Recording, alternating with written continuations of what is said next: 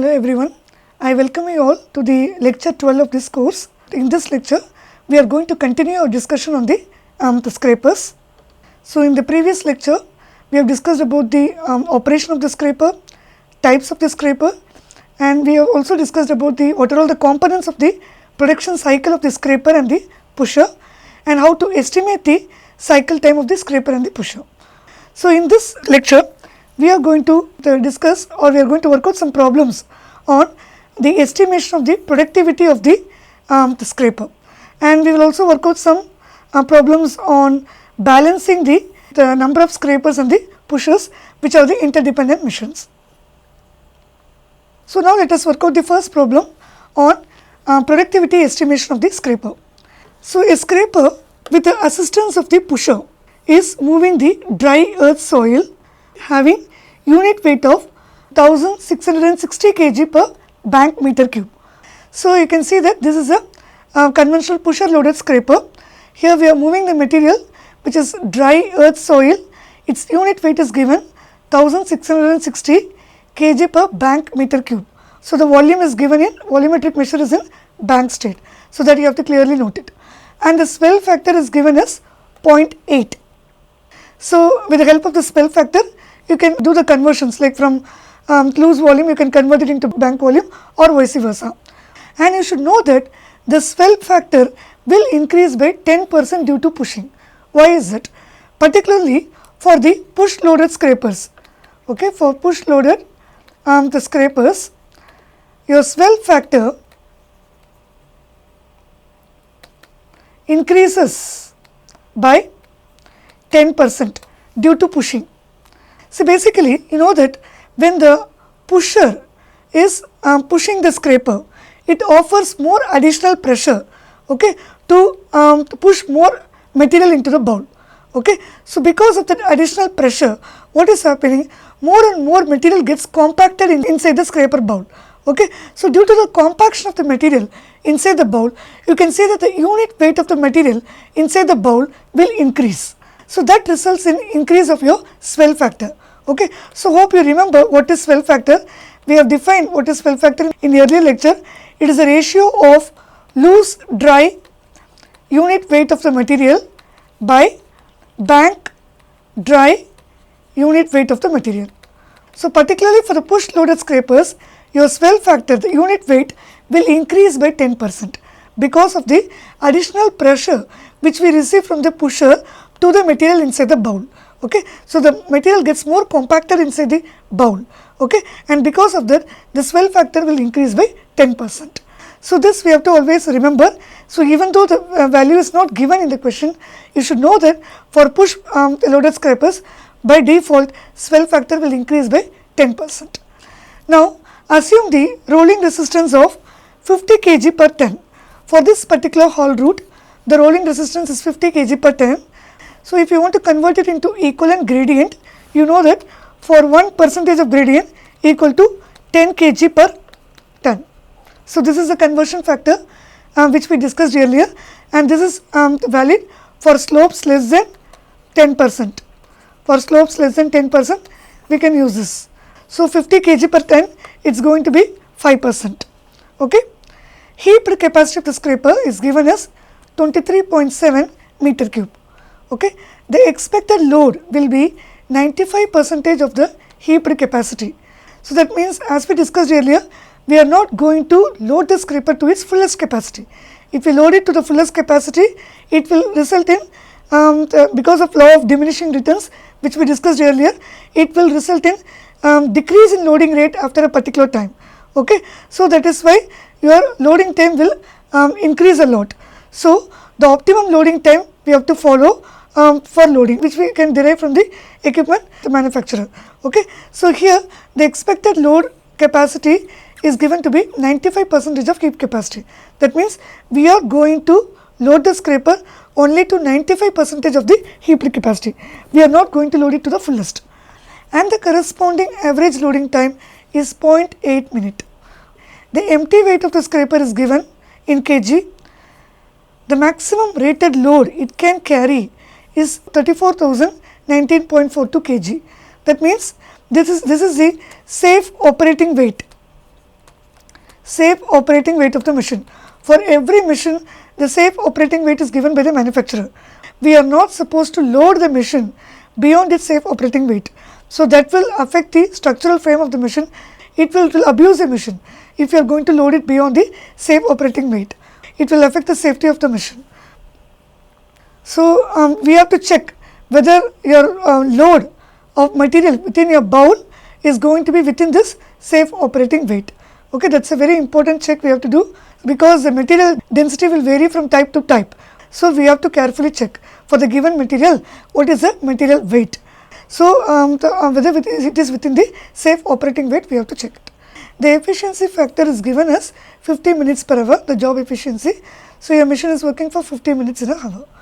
And the time data for various activities are provided in the table, it's in the upcoming slide. Yeah. So we can see it here. The average loading time, okay, is given by the manufacturer as 0.8 minute. Hope you remember, it is given as 0.8 minute. Average dumping time, okay, you can get it from the manufacturer. It's available in the literature also. So I have taken it from the literature. So for 19.11 meter cube to 26 meter cube capacity scraper, the value of dump time is given as 0.37 minute. As I told you, your dump time is going to depend upon your capacity of your scraper, as well as it will depend upon your site constraints, the congestion at your site, and also it depends upon the type of material it is going to handle. So you can take it from the manufacturer, the value, or from any literature. The turn time fill, the average value is given as 0.21 minute, and in turning time in the cut area is given as 0.3 minute. So in the cut area it is slightly higher when compared to fill area. We have discussed the reason earlier. So these are the fixed time values, okay, which are provided to us in the literature or from the equipment handbook.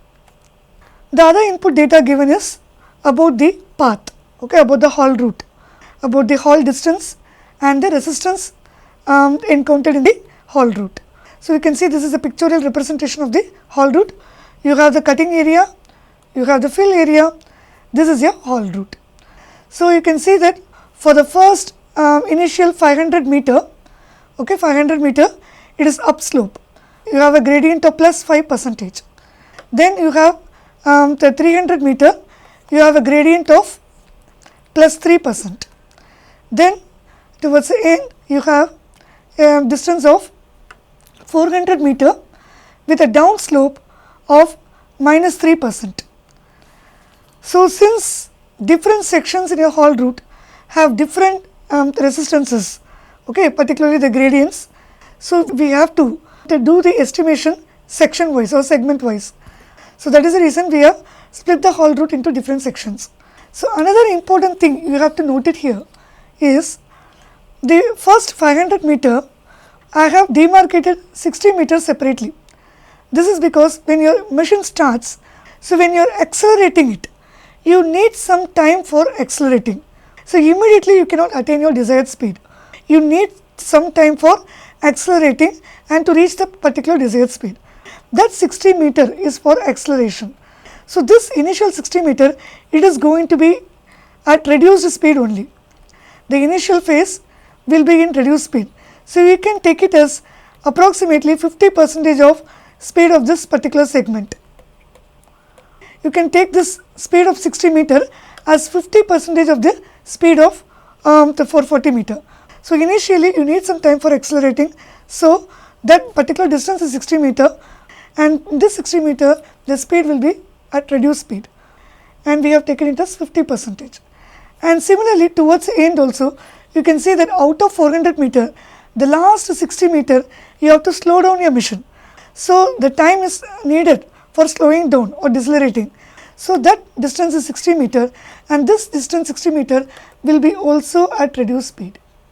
So this we can take it as 50% of the speed of this segment, 340 meter.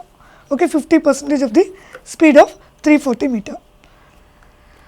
So let me summarize what is given in this question. The initial 60 meter distance is for accelerating. Then 440 meter you have the 5% gradient.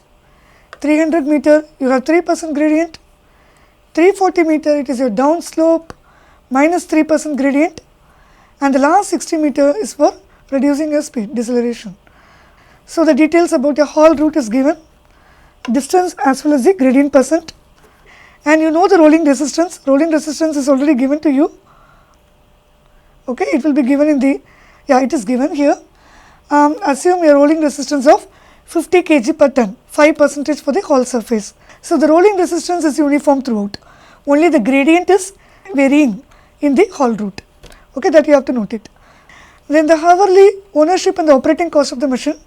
Okay, it is given directly to you. You know very well how to estimate the ownership cost and operating cost. So we are not going to estimate the cost again.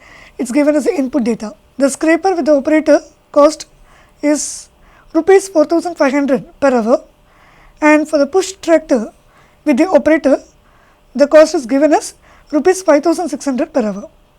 Now we are going to analyze and find the probable scraper production, and also find the cost to move a bank meter cube of material. So you have to find the unit cost of production, cost per bank meter cube. Okay, you need to find the unit cost of earth moving operation. So let us see how to proceed with this problem. So the first thing you have to estimate is your gross weight of the machine. So your gross weight of the machine is nothing but your empty weight plus the weight of the load in the machine. Weight of the load in the scraper bowl. Okay. So this is your gross weight. The empty weight is given by the manufacturer. Now I need to find what is the weight of the load in the machine.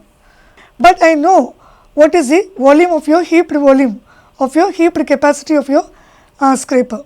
The heaped capacity is 23.7 loose meter cube. The maximum heap capacity of the bowl of the scraper when you heap it at a particular angle of repose, it is going to be 23.7 loose meter cube. Now what is the load volume? You need to find it. So we are not going to load it to the maximum capacity as given by the equipment manufacturer. I will be loading to 95% of the heap capacity. So your load volume is nothing but, so how much I am going to load it? 95%, 0.95 of your heap capacity. Your heap capacity is 23.7 loose meter cube. So that gives me the value as 22.52 loose meter cube. Okay, 22. This is your load volume in loose meter cube. So hope you remember, here we have to estimate everything in bank meter cube. Your unit cost of production we have to estimate in bank meter cube, cost per bank meter cube. Okay, so let me convert the loose meter cube into bank meter cube. Okay, so how to convert? For that we need the help of this swell factor. The swell factor is given to you, okay, in the question for this particular material, for this dry earth. So the swell factor is given as 0.8. Swell factor is nothing but loose dry unit weight divided by bank dry unit weight. So now let me convert it into volume. I need it in volume. Weight divided by loose volume divided by weight by bank volume. So 0.8 equal to bank volume by loose volume.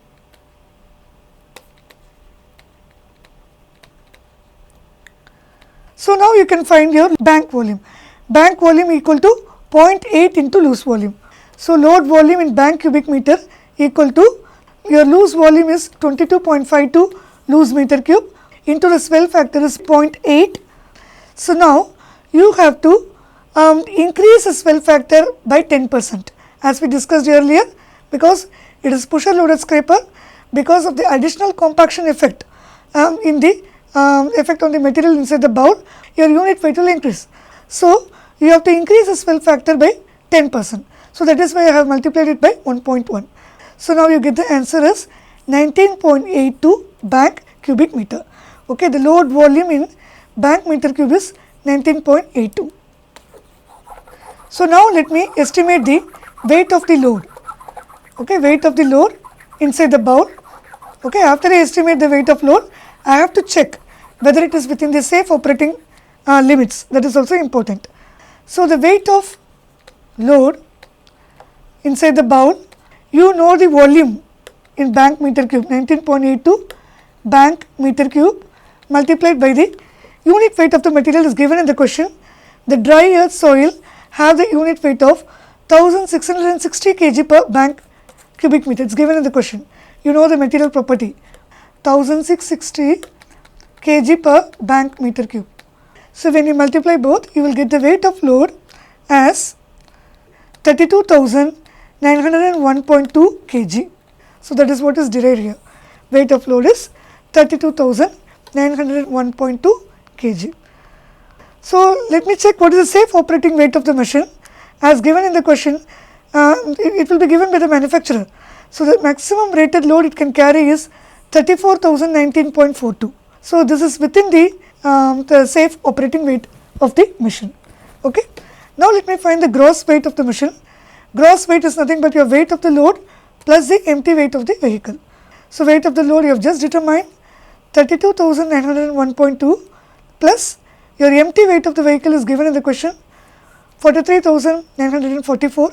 When you add both, you will get the gross weight of the machine as 76,845.2 kg. So, this is how you have to determine the gross weight of the machine. So, now the next step is we have to determine what are all the resistances in the haul route. The rolling resistance is uniform throughout the haul route. It is given in the question as 50 kg per ton or equivalent gradient as 5%. So, whatever way you express, you can take it accordingly. Then the grade resistance. The grade resistance is given for different sections which we discussed just now. For the first 500 meter, it is plus 5%. For the next 300 meter, it is plus 3%. And for the next 400 meter, it is going to be the down slope minus 3%. So, you can also convert it into the kg per ton. You know the conversion factor 1% equal to 10 kg per ton. This is valid for slope less than 10%. So, you can convert the gradient also into kg per ton. Okay, 5% is equal to 50 kg per ton, 3% gradient is equal to 30 kg per ton, and minus 3% gradient is equal to minus 30 kg per ton. Now, we need to find the total resistance. So, let us prepare it in a form of table, so that it will be very convenient to analyze. So, follow this table formatting. So, we can see the different the segments distances. So, for the first 60 meter, the rolling resistance is 5. You can see that for all the segments, the rolling resistance is same. Okay, 5%, it's 5% or 50 kg per ton. Next is grade resistance. Okay, for the first 60 meter, it is plus 5%. The next 440 meter, it is plus 5%. 300 meter, it is plus 3%.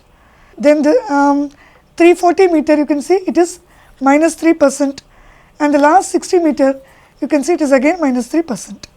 You add both rolling resistance percent plus grade resistance. You add both, you will get the total resistance in percentage.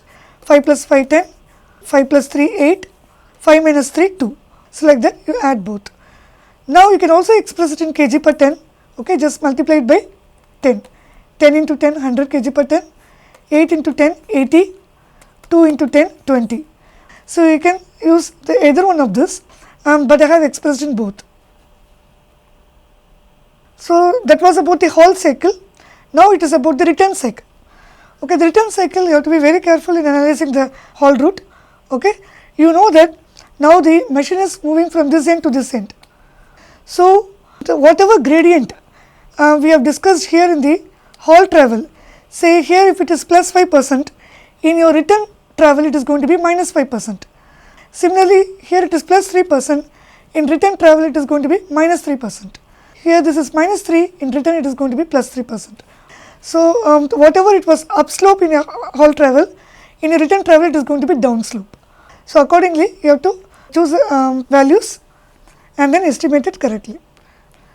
So, now let us see for the first 60 meter, here the first 60 meter, you can see the gradient is plus 3%. As I mentioned earlier, the rolling resistance is going to be same for the entire haul route. For the next 340, obviously it is same, plus 3%. Now for the next 300 meter, you can see it is now down the slope, so it is minus 3%. For the 440 meter, it is again down the slope, so it is minus 5%. The last 60 meter, it is your time, the distance where you reduce your speed, it is again minus 5%, okay, 5%, minus 5. Now add both rolling and grade resistance, so that you can get your total resistance percentage.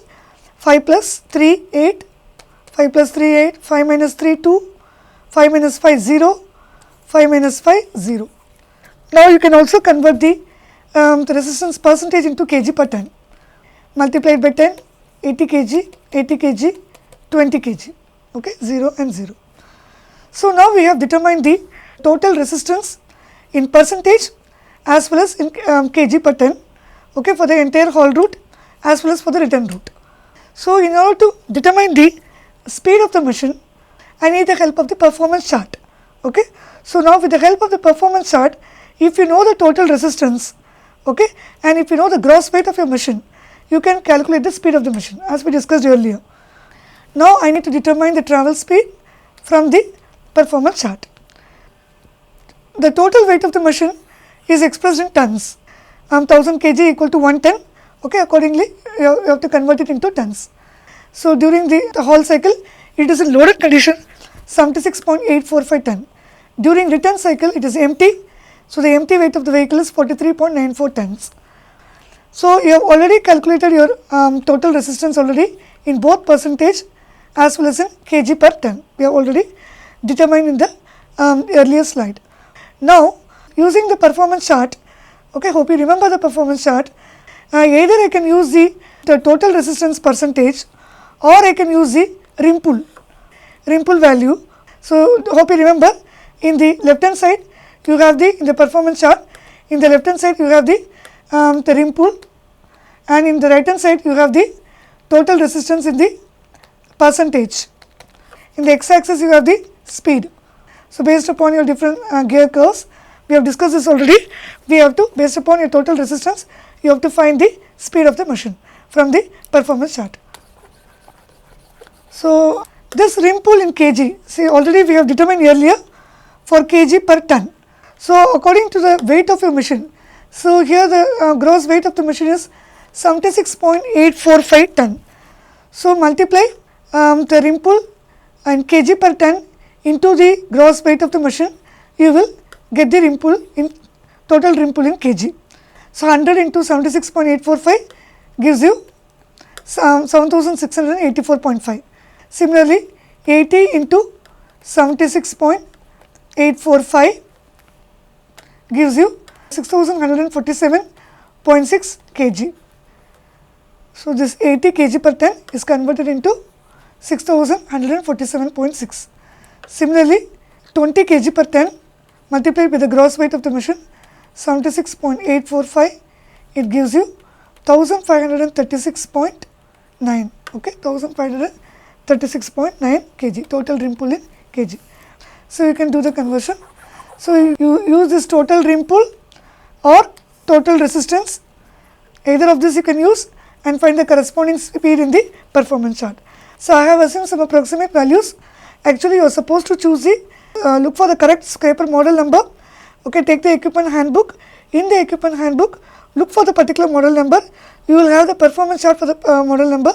Then from that performance chart, you know the total rim pull, corresponding speed you can find it, or with the help of total resistance percentage, corresponding speed you can find it. Similarly for your return cycle, the rim pull weight is given, kg per ton already we have determined, convert based upon the empty weight of the machine 43.94, you find the total rim pull, okay. So it is nothing but 43.94 multiplied by 80, 43.94 multiplied by 80 gives you 3515.2 kg. Similarly, say here 20 kg per ton. So 20 multiplied by the empty weight of the machine is 43.94 tons. So that gives you the value as 878.8 kg. This is your total rim pull. Okay. So you can use your either the total rim pull value or the total resistance percentage and find the speed. So one thing you can note here is your return speed is higher when compared to the Hall speed, because this is in loaded condition, return speed is in empty condition. So the speed is obviously higher. So another important thing you have to note it here is, say the 60 meter initial segment for acceleration, I have taken it approximately as 50 percentage of 13, okay, 50 percentage of 13, it gives me the speed for the initial portion of the segment, where you need some time for accelerating. That portion will be at the reduced speed only. Similarly, towards again the last 60 meter, when you try to reduce the speed, so that will be also at, you have to take it as 50 percentage of the previous one, that is 51, okay, 50 percentage of 51, approximately 26. Similarly, for your return travel, this is the initial segment, take it as 50 percentage, the 14, your 14 is nothing but 50 percentage of your 28. Similarly, the last segment, okay, 27, you take it as 50 percentage of your the previous one, 53. So that will give you 27 approximately. So for acceleration and deceleration, reduced speed is taken, which is almost 50 percentage of the segment. We have discussed the reason already earlier. Okay, so now you need to calculate the travel time. So we have calculated the speed, you know the speed for different segments, you know the haul distance for different segments. Now you can calculate the travel time. Okay, so time is nothing but your distance by speed. So for every segment you are going to calculate it. Say for the first 60 meter, the speed is given in kilometers per hour, 7 kilometer per hour. Haul distance is in meter. So let me convert the kilometer per hour into meter per minute. 1 kilometer per hour equal to 16.67 meter per minute, the conversion factor. So multiplied by 16.67. So you will get the answer as 0.51 minute. Okay, this is your 0.51 minute. Your travel time is segment distance divided by travel speed, kilometer per hour, into 16.67, that is your conversion factor. Similarly, do it for all the segments. Do it for all the segments one by one. Say for the next segment 440 meter, the distance is 440 divided by distance is 440, speed is 13, the conversion factor is 16.67. Okay, this gives me the answer as 2.03 minute. The next segment is 300 meter, the distance is 300, speed is 17, the conversion factor is 16.67, that gives you the answer as 1.06 minute. Similarly, you can do it for everything. The same way for the return time. So return time, you can see for the first segment it is 60 meter, okay, divided by the speed is 14 kilometer per hour into the conversion factor is 16.67, that gives you the time as 0.26 minute. Similarly, say 440 meter, 440 divided by the speed is 53, the conversion factor is 16.67, you get the time as 0.5 minute. So add all the time for the haul route, haul time as well as the return time. If you add everything, you will get the total travel time as 6.1 minute. So this is how you have to determine the total travel time. Okay, let me now summarize whatever we have discussed so far. The travel time we have determined is 6.1 minute. Hope you remember, the travel time is 6.1 minute. Loading time is 0.8 minute, dump time 0.37, turning time 0.21, turning time in cut area 0.3 minute. So these are all your fixed time. Okay, this is your variable time. Okay, add everything, you will get the total scraper cycle time is 7.6 7-8 minutes. You have to add everything. Okay, you have to add everything. Now find the pusher cycle time. So pusher cycle time, I am going to follow backtrack loading method. So let me use the Caterpillar formula. Okay, that is nothing but Tp equal to 1.4 LT plus 0.25. Your loading time, you know already, it is 0.8 minute. It is 0.8 minute. So your pusher cycle time is 1.4 into 0.8 plus 0.25. So that gives you the answer as 1.37 minute. So we have estimated the scraper cycle time and the pusher cycle time. The next thing is we have to balance the number of scrapers and the pushers. Like say, as I mentioned earlier, we need to balance the interdependent machines so that one need not wait for the other. So by this we can reduce the waiting time of the machine. So that way you can reduce the cycle time of the production, okay, and you can increase the productivity and reduce the production cost. Okay, so that is why we have to go for balanced number of scrapers and pusher so that we can minimize the waiting time of the machines. Okay, so as we discussed earlier, you know that the pusher cycle time, it's going to be relatively smaller than the scraper cycle time. This is because your pusher will be helping the scraper only during the loading phase. Once the scraper bowl is completely filled, okay, so now the scraper will get detached from the pusher and it can haul the material on its own. Okay, so scraper need the assistance of the pusher only during its loading phase. That is why one pusher can serve even up to 4 to 5 scrapers. Okay, now let us see the balanced number of scrapers which are served by one pusher. So that is equal to n is nothing but number of scrapers served by one pusher. It is equal to cycle time of the scraper by cycle time of the pusher.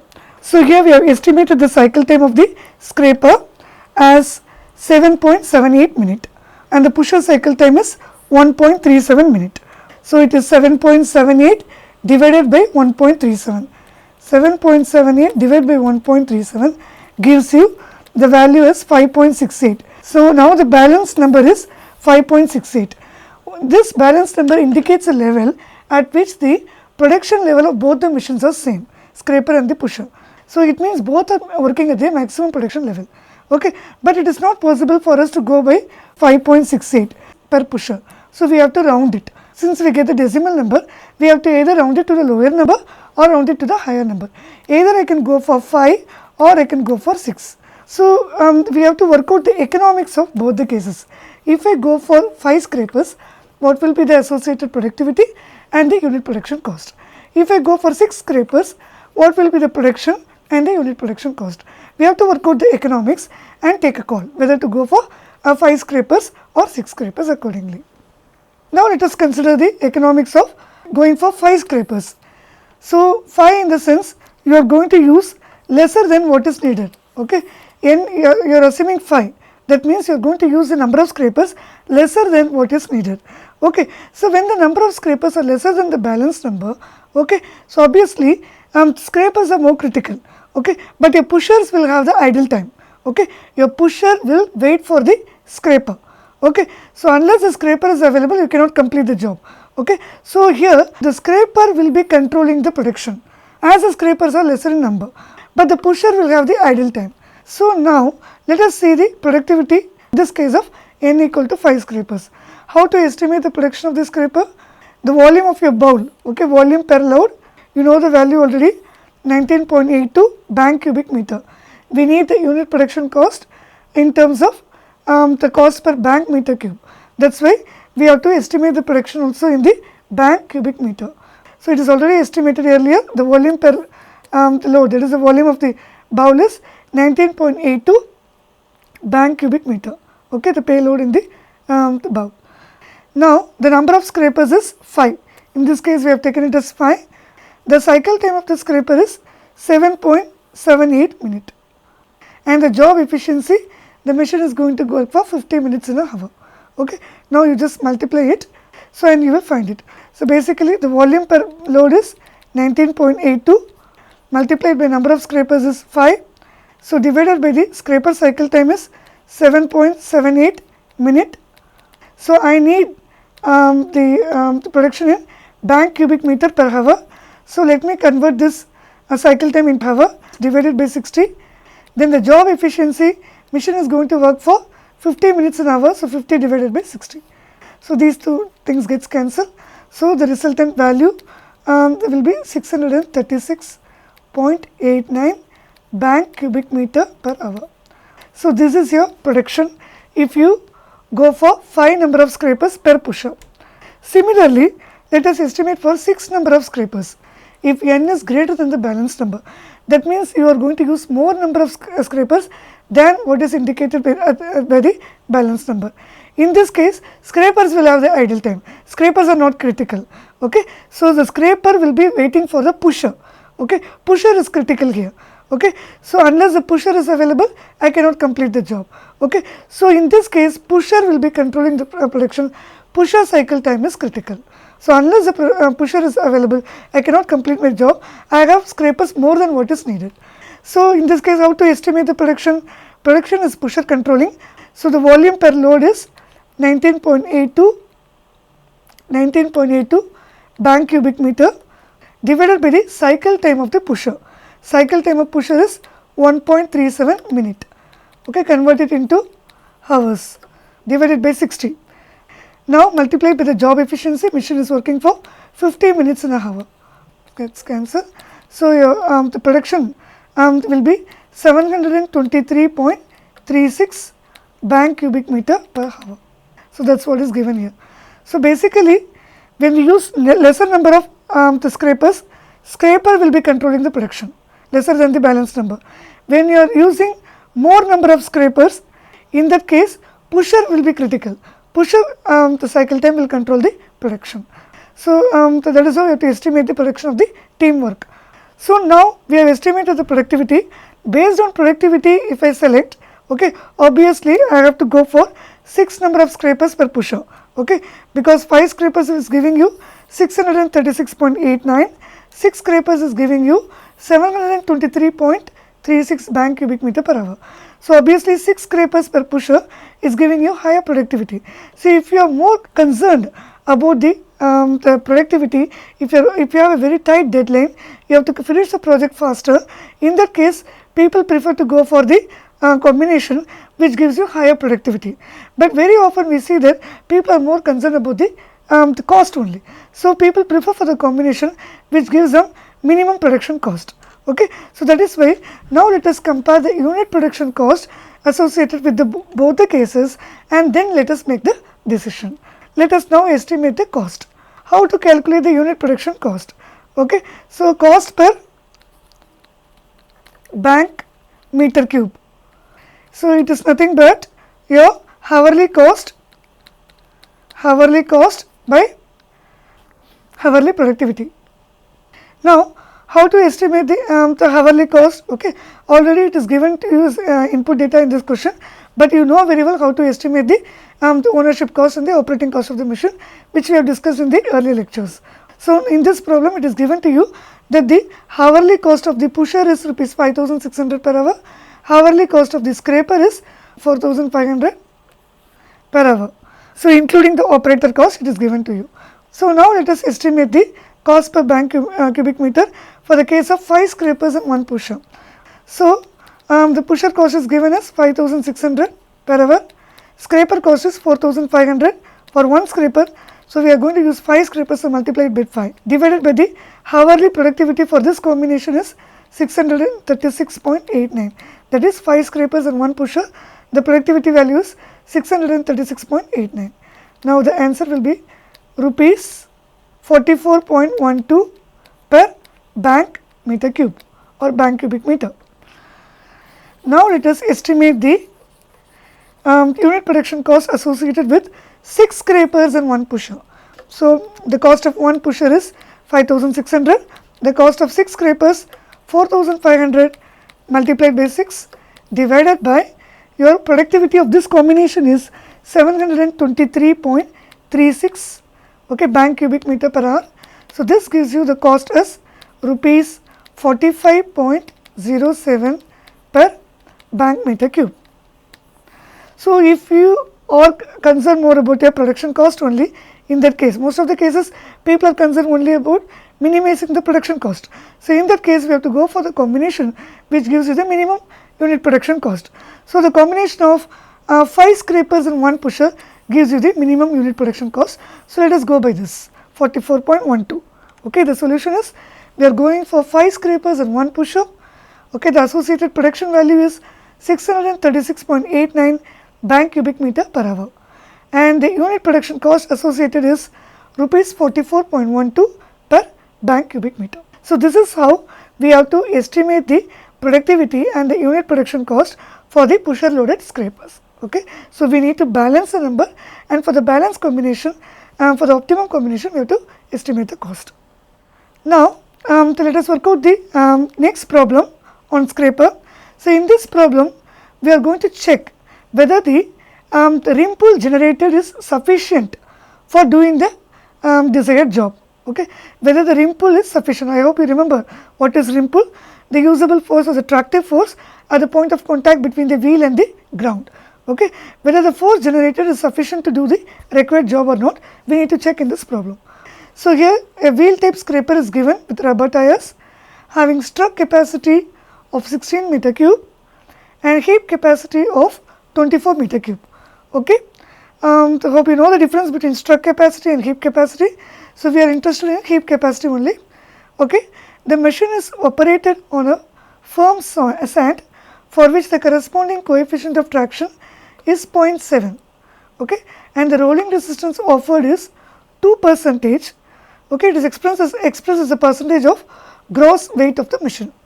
Okay. The gross weight is nothing but your self weight of the machine plus the weight of the load in the machine, the payload, okay, in the machine. The altitude is 600 meter and the gradient is 4%, and the operating temperature is standard temperature. Okay, so that means you need not do any correction for temperature, but the machine is working at an altitude of 600 meter. So, this necessitates some correction with respect to altitude. Okay, and the gradient is 4%. The rated power of the engine is 500 horsepower and the gross weight is 76,000 kg, which includes the self weight of 42,000 kg and payload weight of 34,000 kg. The weight distribution of the scraper when loaded is 50% on the drive wheels. So, only 50% of weight is on the drive wheels. Okay, and take the efficiency for transmission to be 80%. That means the machine is the efficiency in transferring the engine power to the usable rim pull is 80%. Okay. So, the efficiency in transferring the machine power, okay, the engine power into the usable power is 80%. Determine whether sufficient rim pull is available, okay, for different the travelling speeds. Okay, different gears you can see. First gear 6 km per hour, second gear 14 km per hour, third gear 21 km per hour, and the top gear 36 km per hour. For these different gears, whether the rim pull is sufficient to do the necessary job, okay, that is what we are going to find it. So, first what we need to determine is the maximum usable rim pull. As we discussed earlier, okay, the rim pull, the maximum usable rim pull for any machine, okay, so depends upon the coefficient of traction between the wheel and the haul root, wheel and the surface. Okay. So, irrespective of whatever may be the horsepower capacity of the machine, okay, so the usable rim power depends upon the coefficient of traction. Okay. So, your horsepower capacity of the machine may be very high, but if the coefficient of traction is insufficient, okay, in that case most of your the engine power will not be converted into usable power. Okay. So, how much amount of engine power will be converted into usable power depends upon the coefficient of traction. Okay. So, between your wheel and the surface. Okay. That is why sufficient traction is needed for the conversion of most of your engine power into usable power. If there is no sufficient traction, there will be slippage of wheels. Okay. So, in that case conversion will be poor. Okay. So, that thing you should always keep in mind. So, the usable rim power depends upon the coefficient of traction and the weight on the powered running gear. That means, in your machine all the axles need not be powered, only some axles may be powered, okay, and those corresponding wheels only will be driving wheels. Okay, so we are concerned only on the weight on the driving wheels for the usable power generation. Okay, so that's why we take the weight on the powered running gear. So the coefficient of traction in this problem is 0.7 and the weight on the powered running gear is given as 50%. It's given in the question as the weight distribution when loaded is 50% on the drive wheels and the gross weight, you know, it is 76,000 kg. So 50% of 76,000 kg. So that gives me the weight on the driving wheels as 38,000 kg. Okay, that is what is taken here. So 0.7 into 38,000 kg gives you the maximum usable rim pull, 26,600 kg. Even if the rim pull based upon the horsepower of the machine is going to be greater than this, say for example, if the horsepower generated rim pull is going to be greater than this, okay, in that case you have to go by this value only, because only this will be the maximum limit. So the coefficient of traction only will decide the maximum usable rim pull. So now let us estimate the maximum power from the engine, okay, based upon the horsepower of the machine. Hope you remember this formula which we have discussed in the earlier lectures. It is nothing but the rim pull equal to 273.6 into horsepower into the efficiency in transferring the horsepower into the usable power. Here it is given as 80% in this problem, and the speed which depends upon the gear. So the supplied rim pull in the first gear equal to 273.6 multiplied by the horsepower is 500, efficiency is 80% and the speed in the first gear is given as 6 km per hour. Hope you remember the speeds are given here as the input data. So the supplied rim pull is 18,240 kg. Now the supplied rim pull in the second gear is 273.6 into 500 horsepower into 0.8 divided by the speed in the second gear is 14 km per hour. Similarly, speed in the third gear is 21 km per hour. Speed in the top gear is 36 km per hour. So correspondingly, you can find the supplied rim pull in all the gears. So one thing you should note that the maximum usable rim pull based on the coefficient of traction is 26,600 kg. Your usable rim pull, okay, the maximum the power from the engine is 18,240 kg in first gear. So this is less than the rim pull determined based on the coefficient of traction. So in this case, obviously slippage of machine won't occur, okay. So because there is sufficient traction, okay, and your usable rim pull will be this one. So you have to compare this value with this value, okay, with the usable rim pull based on coefficient of traction. So in this case, since the rim pull from the engine is lesser, we will go by this value only. Now the horsepower rating is determined based on the at standard conditions, standard temperature and pressure, okay, as we discussed earlier, okay. Variation in temperature and the pressure will affect the efficiency of your machine, because all the horsepower rating done by the standard organization is at standard conditions of temperature and pressure. In this case, in the problem it is given that the machine is working at a higher altitude, say it is working at 600 meter. So with increase in altitude, as you very well know, okay, the density of air will reduce. So the ratio of fuel to air which is needed for the combustion will get affected, okay. For the internal combustion engine machines, okay, the combustion process should be efficient. For that we need to maintain the fuel to air ratio, okay. So with at higher altitude, this efficiency gets, this ratio, fuel to air ratio gets affected. That is why for naturally aspirated machines, okay, the efficiency of the machine will be lesser at higher altitude. We have to take it into account when you detect the rim pull, okay. So it's given by the manufacturer that for 0 to 300 meter altitude there is no loss in performance. So beyond 300 meter altitude, for every 300 meter there will be 3% reduction in the rim pull. So the available rim pull reduces by 3%. So in our case, the project site is at 600 meter altitude. So for the first 300 meter no loss. So for the next 300 meter we are going to detect it by 3%. 3% reduction in the available rim pull we are supposed to do, okay. So that is what is done here.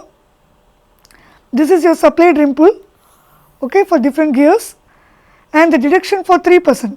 You calculate 3% of the available rim pull, 18,240. This gives you the value as 547.2 kg. So, this much I have to deduct it from 18,240 minus 547.2. Okay. So, this gives me the value as 17,692.8 kg. So, this is my available rim pull after doing the altitude correction, okay, for the first gear. Similarly, do it for the second gear.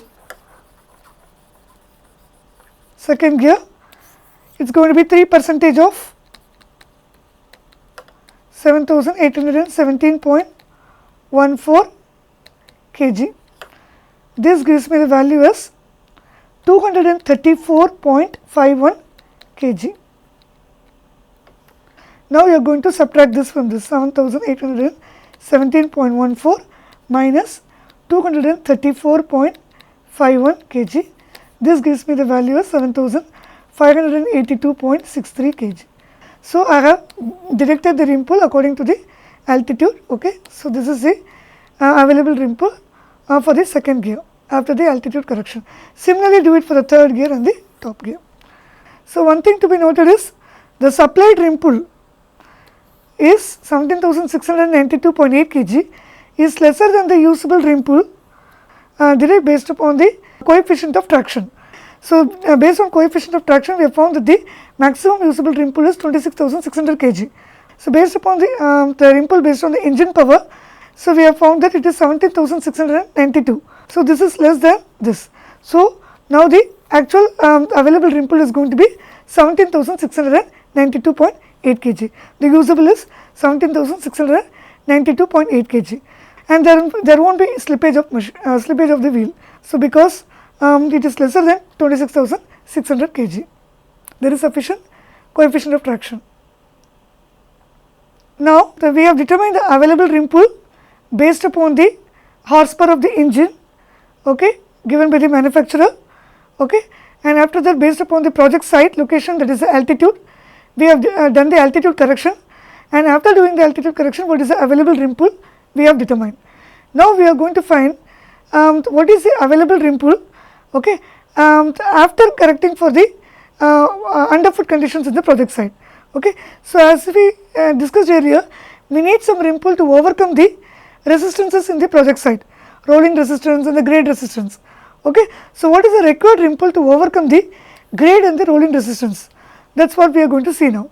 The rolling resistance for the firm sand is given as 2% of the gross weight of the machine. So, the supplied rim pull required to overcome the rolling resistance is 2%, 2 by 100 into the total weight of the machine, gross weight, self weight plus the payload, that is nothing but 76,000 kg given in the question. So, 2 by 100 rolling resistance is 2% of the gross weight, 2 by 100 into 76,000 gives you 1520 kg. So, this much power is needed to overcome the rolling resistance. Similarly, the gradient is given as 4%. So, how much power is needed to overcome the grade resistance? 4 by 100 into the gross weight of the machine, 76,000 kg. That gives me the value as 3040 kg. This much power is needed to overcome the grade resistance. So, what is the total supplied rim pull required to overcome the resistances? 1520 plus 3040 gives you 4560 kg. This is the total power needed to overcome the resistances in the project site. As we discussed earlier, what is the power available for towing the load? Okay. So, that we can know only after determining the required power for overcoming the resistance. Okay. So, from the available power generated based on engine, okay, we have to deduct the required power needed to overcome the grade and the rolling resistance. Only the remaining power will be available for towing or pulling your load. So, the rim pull available for towing the load is the maximum rim pull from the engine after the altitude deduction minus the rim pull required to overcome the rolling resistance and the grade resistance. For the first gear, so after the altitude correction, the available rim pull is 17,692.8. Hope you remember 17,692.8 minus the rim pull needed to overcome the rolling and the grade resistance is 4,560 kg. 4,560 kg. So you deduct this, you will get the what is the power available for pulling the load or towing the load at this first gear. Similarly, for the second gear, you know what is the available rim pull after the altitude, say after the altitude deduction, this is the power available for the second gear, 7582.63. So the power needed to overcome the rolling and grade resistance is 4560. This is the remaining power available for pulling the load in second gear. Similarly, for the third gear, 5055.09 is the power available from the engine minus 4560 gives you the remaining power available for pulling the load at third gear. Top gear, you can see the power available is minimum, the 2948.8 kg.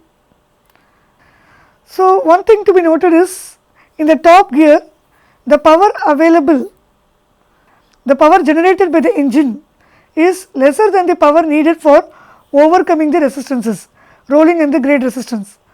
That is why we cannot use the top gear when you climb the grade. So top gear can be used when there is no gradient, but when you are climbing up the grade, you cannot use the top gear. Okay, that is what we have found out in this problem. The rim pull is not sufficient in the top gear when you climb up the gradient. Okay, because the rim pull available is lesser than the rim pull needed to overcome the grade and the rolling resistance. But you can use it, use the top gear when you are not climbing the gradient. But in this project it is given we have to climb the 5%. Hope you remember the gradient percentage is given, gradient percentage is say 4%. So we have to climb the gradient of 4%. So in this case we cannot use the top gear when you climb up the grade. So scraper will generate the sufficient rim pull at the third gear. Okay, first gear it is sufficient, third gear it is sufficient, the second gear it is sufficient. So the maximum speed possible will be 21 km per hour, that is in the third gear. So the maximum speed possible is 21 km per hour. Top gear may be used only when there is no gradient, in places where there is no gradient. So the conclusion is the rim pull is sufficient, okay, for the different gears, first gear, second gear and third gear. Only for the top gear it is not sufficient. Now let us see some basic guidelines how to enhance the productivity of the scraper. Okay, so basically the scraper will give you maximum productivity when the soil is in loosened condition. Okay, so that is why it is always advisable if you are going to handle a very hard terrain like clay, hardened clay. In that case, you have to go for a bulldozer with a ripper attachment, rip it first, loosen it, then use a scraper. That way you can enhance the productivity of the scraper. Ripping tight soil prior to loading by the scraper. Then if you go for loading in a larger pit, okay, that will also enhance the productivity. It can reduce the congestion also and waiting time. Then we can load it downgrade. Okay, when there is a option to use a downgrade for loading, it is preferable to go for downgrade loading as it will reduce the cycle time, okay, and increase the productivity. Try to keep the rolling resistance of the haul route as low as possible. How to do that? You have to maintain the haul route. Put some efforts for maintaining the haul route using a grader or a bulldozer to avoid deep pits, okay, deep ruts, so that it will reduce the rolling resistance and reduce your the cycle time and also extend the lifetime of your machine. Select the pusher, because conventionally what we use is pusher loaded scraper. So always choose a pusher size compatible with the size of scraper. It should match. So we have come to the end of this lecture. Let me summarize what we have learned so far. So we discussed how to estimate the productivity of the scraper. So we need to determine the scraper loading time first. Okay, the optimum loading time from the load growth curve. You can get it from the manufacturer. Based on the loading time, you can find the volume of the load. Then if you know the haul route data, that is your distance, okay, and the rolling resistance and the grade resistance in different sections of your haul route, then you can find the haul time and the return time, okay. Then you need to find the dumping time and the turning time. So, all these things will help you to calculate the scraper cycle time. So, then you have to calculate the pusher cycle time based upon the loading method which we are going to follow. We have discussed about different loading methods, backtrack loading, okay, chain loading, shuttle loading. So, according to that you have to find the cycle time of the scraper and the cycle time of the pusher. Now, you balance the number of the scrapers and the pusher, so that there is minimum waiting time and the production will be maximum. So, and also you should always keep in mind that the amount of energy, amount of the engine power that can be converted into the usable power depends upon the coefficient of traction between the wheel and the ground. Only if there is sufficient traction, most of the engine power will be converted into usable power. Okay? So, the total energy of engine for pulling can be converted into tractive effort only if sufficient traction is available between the driving wheels and the haul route surface. And we have worked out a problem to estimate whether the rim pull is sufficient for the particular scraper for doing the desired job. So, with this I will conclude this lecture. These are the references which I have referred for this lecture. So, we shall meet in the next lecture. The next lecture we will be discussing about the front end loaders. Okay. So, what are all the different attachments for the loaders and how to estimate the productivity of the loaders. So, we will be discussing that in detail. Thank you.